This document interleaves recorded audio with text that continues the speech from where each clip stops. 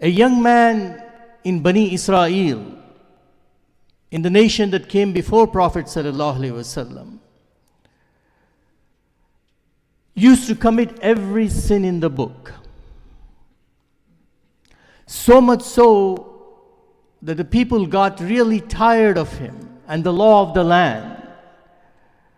The punishment that was given to him was to abandon him in a very deserted, lonely area where he cannot leave that area until he dies. After a few days, he ran out of food and water, and death came upon him. And in that state, he turned towards Allah subhanahu wa ta'ala. And he said, "Oh Allah, people have abandoned me, oh Allah. I'm turning to the only one who doesn't abandon anyone. Oh Allah, if you punish me, and if you think your treasures will increase, if you punish me, then punish me, oh Allah. And oh Allah, if you forgive me and you think your treasures will decrease, if you forgive me, then do not forgive me, O Allah." Saying that, his soul departs from his body. This was during the time of Prophet Musa alayhi salam actually. Allah subhanahu wa ta'ala tells Musa alayhi salam, the Kalimullah, to go to such and such place in the deserted region, that my favored servant has died. Go pray his salatul janaza. And whoever comes with you, tell them, whoever prays salatul janaza for this person, all their sins will be forgiven. A lot of people like to take shortcuts like we do. They said, let's go with Prophet Musa alayhi salam. Many people go with Prophet Musa alayhi salam, and when they see the same young person who has just been convicted a few days ago, the same person, such a bad person, Allah subhanahu wa ta'ala is telling us to pray for his salatul janazah and our sins will be forgiven. Musa alayhi salam speaks to Allah subhanahu wa ta'ala, "Oh Allah, people are saying this thing and I have the same question too, oh Allah subhanahu wa ta'ala." Allah subhanahu wa ta'ala tells Prophet Musa alayhi salam, "Oh Musa, what you're saying is true. But when he was dying, he looked at his right. Yara yamnahu, falam yara qariba." He couldn't find anyone. He looked at his left. He couldn't find anyone on his left. Then he turned towards me.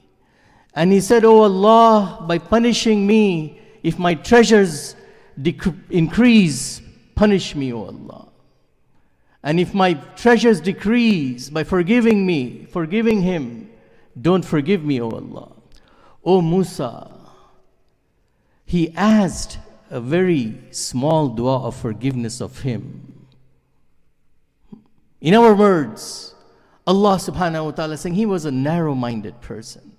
Wa izzati wa jalali. Oh Musa, by my honor and my glory.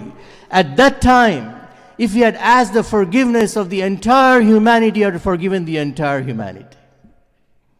This is that Allah subhanahu wa ta'ala, respected listeners.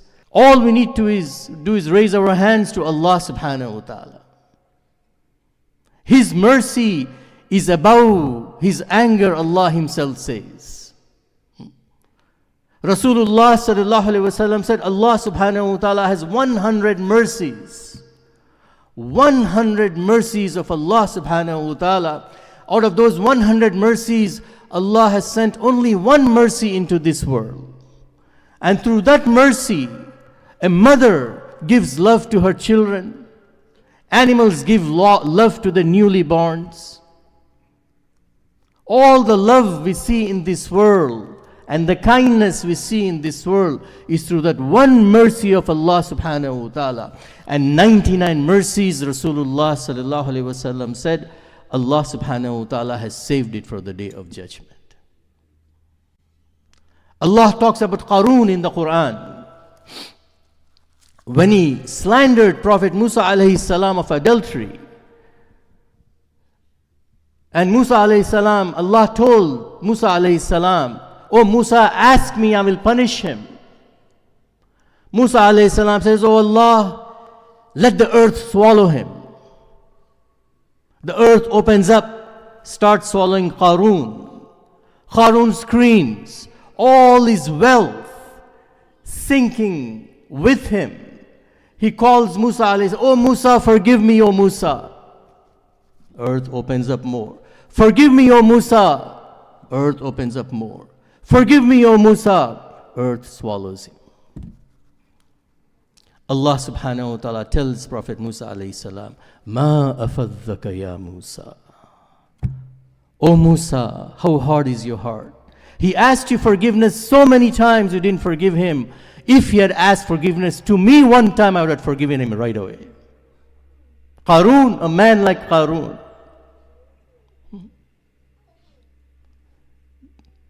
This is the month, these are the days, respected listeners. We ask Allah, Ya ayyuhalladhina amanu, tubu ila Allahi tawbatan nasuha.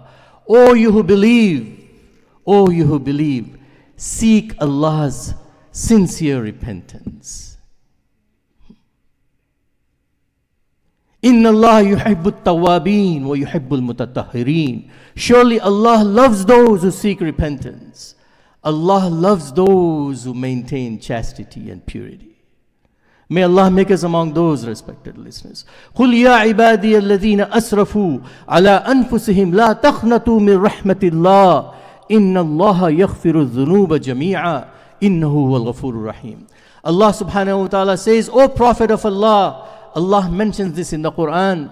And this verse, Sayyidina Abdullah ibn Umar radiallahu ta'ala anhuma says, the verse that gives most hope in the entire Quran, the most hope of any verse that can give is this verse to the human beings, where Allah subhanahu wa ta'ala says, tell them, O Prophet of Allah, O my servants who have transgressed their bounds with their sins, who have transgressed the limits in committing sins, have been so reckless in committing sins, don't you despair.